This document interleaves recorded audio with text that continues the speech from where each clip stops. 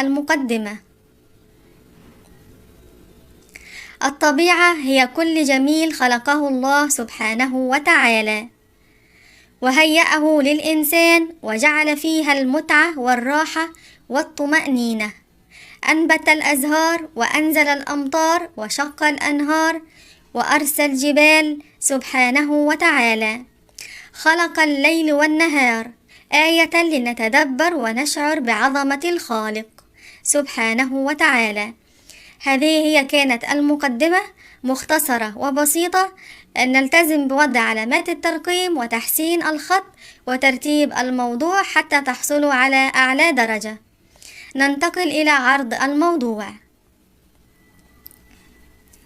وهبنا الله نعم كثيرة ومتعددة نستمتع بها طوال الوقت أمام أعيننا، مثل الأزهار المتنوعة وتغير فصول السنة الأربعة والشروق والغروب الذي يخطف القلب حين نراه، وصوت الأمواج الذي يعطينا الشعور بالأمان والهدوء.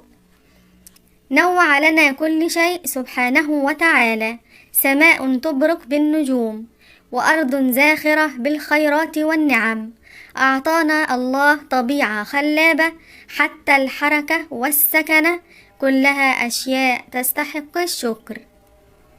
ننتقل إلى الخاتمة.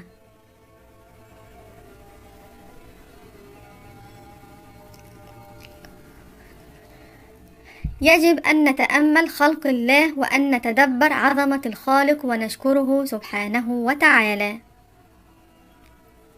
وأن نحافظ على البيئة من التلوث والاهتمام بها والعناية بكل ما خلقه الله والمحافظة عليه.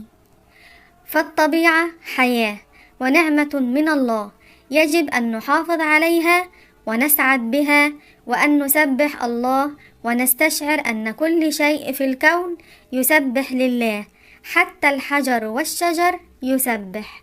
حافظوا على الطبيعة وحافظوا على النعم.